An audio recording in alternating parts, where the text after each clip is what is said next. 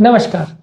आज हम बात करेंगे फिश यानी मछलियों के हेल्थ बेनिफिट्स के बारे में। रेगुलर जो लोग फिश खाते हैं या फिश को स्टेपल डाइट रखते हैं, उनको क्या बेनिफिट होते हैं, उनके हेल्थ में क्या पॉजिटिव इम्पैक्ट होता है फिशेस खाने का, आज उसको डिस्कस करेंगे। टॉपिक पर जाने से पहले जो लोग हमारे चैनल पर नए हैं उन्हें रिक्वेस्ट करूँगा कि चैनल को सब्सक्राइब करें, वीडियोज़ को लाइक और शेयर करें।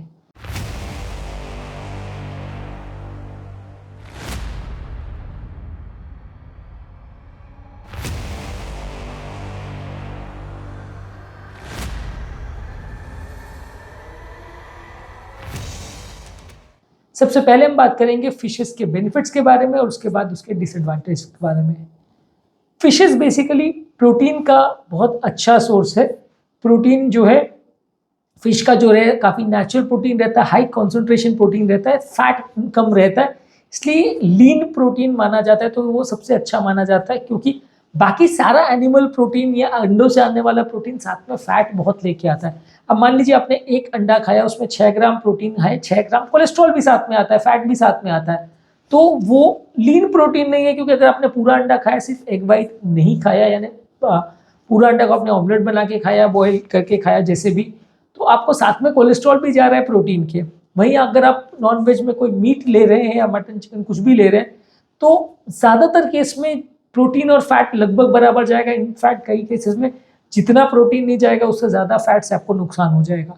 तो फिश के मामले में ये सबसे अच्छी बात है कि वो प्रोटीन का बहुत अच्छा और रिच सोर्स है, और लीन प्रोटीन है तो फैट कंपेरेटिवली कम है, बशर्ते कि आप उसको स्टीम ग्रिल करें, फ्राई नहीं करें, बहुत ज़्यादा उसको तेल में ना बनाएं, नहीं तो तेल की वजह से आपको नुकसान ज़्यादा हो। इसी तरह का फायदा इसका ब्रेन में भी है क्योंकि ब्लड प्रेशर को कम करता है, कोलेस्ट्रॉल को कम करता है, और ओमेगा 3 फैटी एसिड्स ये जो एंटीऑक्सीडेंट तत्व है वो डिक्लाइन जो मेमोरी फंक्शन का एज के साथ होने लगता है, यानी उम्र के साथ याददाश्त जो चली जाती है, उसमें भी ये फायदा करता है। इसके अलावा एंटी इन्फ्लेमेटरी प्रॉपर्टी होने की वजह से बॉडी के इन्फ्लेमेशन कंडीशन जैसे आर्थराइटिस है उसमें भी अच्छा है, क्योंकि ये सारी कंडीशन ऐसी है जिसमें एंटीबॉडीज हमारा नुकसान करती है, तो ये उसमें भी अच्छा है। इसके अलावा ओमेगा 3 फैटी एसिड्स का भी अच्छा सोर्स है। सैल्मन, मैकरल, सार्डिन्स, ये सब ओमेगा 3 फैटी एसिड का अच्छा सोर्स है, जो कि हार्ट के हिसाब से एक अच्छा ऑयल माना जाता है। बॉडी का इन्फ्लेमेशन कम करता है, ब्रेन की हेल्थ को इंप्रूव करता है, ओवरऑल कार्डियोवैस्कुलर हेल्थ के लिए अच्छा है। फैटी फिश यदि हम लेते हैं तो फिश का फैट जो है वो नुकसान करने के बदले उल्टा फायदा करता है, क्योंकि ये ओमेगा 3 फैटी एसिड जो है ये हेल्थ के लिए अच्छे हैं।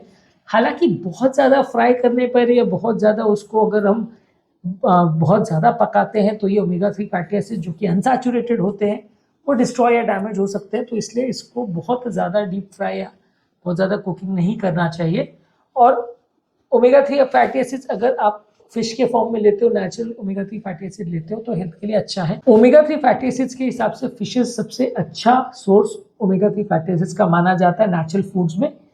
इसके अलावा इसमें कुछ विटामिन और मिनरल्स जैसे vitamin D, vitamin B12, iodine और सेलेनियम रहते हैं, जो कि अच्छा है।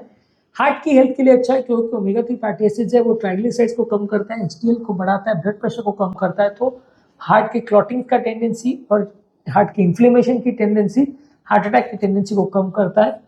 इसके अलावा फिशेस जो है हमारी आंखों के हेल्थ के लिए भी अच्छे हैं, क्योंकि इसमें जो ओमेगा 3 फैटी एसिड का कंटेंट है वो आंखों की हेल्थ के लिए भी अच्छा है, विजन अच्छा मेंटेन करता है, और एज रिलेटेड मैक्यूलर डिजेनरेशन यानी एज रिलेटेड जो आंखें खराब होती है उसमें भी कुछ मदद करता है। पर फायदे के साथ इसमें कुछ नुकसान भी है। फिशेस का ये है कि वो अलग अलग तरह के एनवायरनमेंट में रहती है, इसलिए वातावरण के बहुत सारे टॉक्सिन वो खा सकती हैं। जापान में काफ़ी कॉमन प्रॉब्लम हुई थी जिसको मिनामाटास डिजीज बोलते थे, उसमें फिशेस ने बहुत ज़्यादा मर्क्यूरी का एक्सपोजर फिशेस को हो गया था, सी में बहुत ज़्यादा मर्क्यूरी डंप किया गया था, वो उन्होंने खा लिया था, तो फिर वो तरह के फिशेस खाने वाले को मर्क्यूरी पॉइजनिंग हो गई थी। तो जिस वातावरण में वो रह रहे हैं वहाँ पे क्या चीज़ें अवेलेबल है और वो क्या खा रही है उसको कंट्रोल और मैनेज करना बड़ा मुश्किल है। इसके अलावा कुछ लोग को फिशेस से थोड़ा एलर्जी होने का चांस है। ज़्यादा बहुत फिश खाने से ओवरऑल एनवायरनमेंट पर भी एक दुष्प्रभाव पड़ता है, क्योंकि फिशेस इकोसिस्टम का पार्ट है। अगर सारे ही लोग फिशेस को अपना स्टेपल काम बना लें और लोग बहुत ज़्यादा फिशिंग करते हैं तो किसी भी एरिया के फिशेस का कम होना बहुत जल्दी चालू हो जाएगा।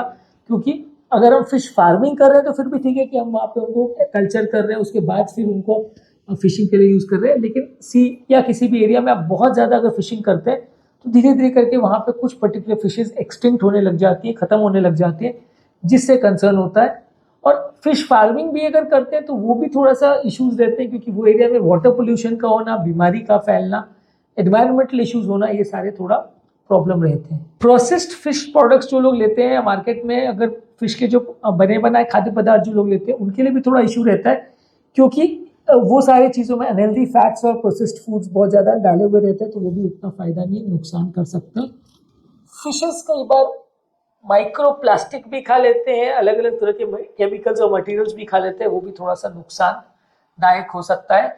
इसके अलावा कई बार फिश फार्मिंग के दौरान अलग तरह के कीटनाशक, एंटीबायोटिक्स और केमिकल्स का प्रयोग करते हैं, ये भी नुकसानदायक होते हैं। जिस तरह पेड़ पौधों में ये तकलीफ दे सकते हैं, उसी तरह फिश फार्मिंग में भी ये तकलीफ दे सकते हैं।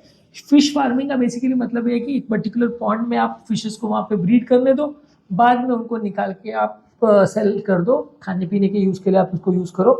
तो वो एरियाज में कई बार इंसेक्टिसाइड्स और पेस्टिसाइड्स कई डाले जाते हैं, फिश को हेल्दी रखने के लिए केमिकल्स डाले जाते हैं, वो सारी चीज़ें ह्यूमन लाइफ या ह्यूमन बॉडी के लिए अच्छे नहीं हो सकते। इसके अलावा कई बार ये फार्म फिश यानी आर्टिफिशियली कल्टिवेटेड फिश में कुछ अलग तरह के एंटीजेनिक इश्यूज भी रह सकते हैं, जिससे लोगों को एलर्जी हो सकती है। अलग अलग तरह के फिश अलग अलग कौन कौन सी एनवायरनमेंट से आ रही है, उसके बेसिस पे उसमें क्या न्यूट्रिएंट्स है, क्या कंटेंट है, कितना फैटी एसिड्स है, कितना नेचुरल चीज़ें है, उसमें वेरिएशन आ सकते हैं। इसलिए कई बार साइंटिस्ट लोग ऐसा कहते हैं कि कैप्सूल ओमेगा 3 फैटी एसिड खाना है वो ज़्यादा हेल्दी है as compare to natural fish, क्योंकि वो कितना वेरिएशन उसमें होगा, साथ में कितने टॉक्सिन जाएंगे, उस पर हमारा कोई कंट्रोल नहीं रहता है। तो आज के टॉपिक में हमने फिश एज अ फूड के बारे में बात की। इसके हेल्थ बेनिफिट्स तो काफी सारे हैं। ये ओमेगा 3 फैटी एसिड का अच्छा सोर्स है, हाई क्वालिटी प्रोटीन है, लीन प्रोटीन है, vitamin D, vitamin B12, iodine और सेलेनियम इसमें होता है। हार्ट की हेल्थ के लिए अच्छा है, क्योंकि ब्लड प्रेशर कम करता है, ट्राइग्लिसराइड को कम करता है, ब्लड क्लॉटिंग को कम करता है, हार्ट अटैक के चांस को कम करता है। ब्रेन की हेल्थ के लिए अच्छा है, क्योंकि ब्रेन स्ट्रोक को कम करता है और ब्रेन का age related memory decline function जो है उसको कम करता है। प्रेगनेंसी के दौरान भी ये बच्चों की मानसिक डेवलपमेंट के लिए अच्छा है यदि माँ इसको कंज्यूम करती है तो। इसके अलावा कुछ एंटी इन्फ्लेमेटरी प्रॉपर्टीज होती है जो आर्थराइटिस के लिए अच्छे हैं। आंखों के लिए अच्छा है, क्योंकि इसमें डोकोसा हेक्सेनोइक एसिड होता है जो कि अच्छा न्यूट्रिएंट है, जो कि आंखों के लिए अच्छा है। फिश के साथ कुछ प्रॉब्लम्स भी है, एक तो किस एनवायरनमेंट में है, वहाँ पे मर्क्यूरी है, केमिकल्स है, पोल्यूटेंट्स है, किस किस तरह के एनवायरनमेंट में फिश का ग्रोथ हुआ है, उसके हिसाब से अलग अलग तरह के इश्यूज हो सकते हैं। एनवायरमेंटल कंसर्न है कि बहुत ज़्यादा फिशिंग करेंगे तो फिश कम होने लगती है, एक इकोसिस्टम ब्रेक हो जाता है। इसके अलावा फिशेस के साथ कई बार टॉक्सिसिटी हो सकती है, खासकर अगर फिश को प्रोसेस बहुत ज़्यादा किया जाए तो उसमें अलग अलग ऑयल्स और केमिकल्स डाले जाते हैं जो कि हेल्दी नहीं होते हैं। इसके अलावा फिशेस के साथ कई बार न्यूट्रिएंट वेरिएबिलिटी भी हो सकती है कि अलग अलग तरह के फिशेस में अलग अलग तरह के न्यूट्रिएंट अवेलेबिलिटी में वेरिएशन हो सकते हैं। जिस तरह से फिश को कल्चर किया गया उसके हिसाब से हो सकता है। फिशेस कई बार माइक्रो प्लास्टिक्स और केमिकल्स वगैरह जो उनके लिए यूज़ करते हैं वो सारी चीज़ें भी खा लेती है, तो वो भी थोड़ा सा नुकसानदायक हो सकता है। और ओवरऑल फार्म किए हुए फिशेस जो है जो आर्टिफिशियली कल्टिवेट किए जाते हैं उसमें कई बार अलग अलग तरह की एलर्जीज भी हो सकती है। तो उम्मीद करूंगा कि आज के टॉपिक में आपको कुछ सीखने को मिला होगा। जो लोग हमारे चैनल पर नए हैं उन्हें रिक्वेस्ट करूँगा कि चैनल को सब्सक्राइब करें, वीडियोज़ को लाइक और शेयर करें ताकि वीडियोज़ की रीच बढ़ सके।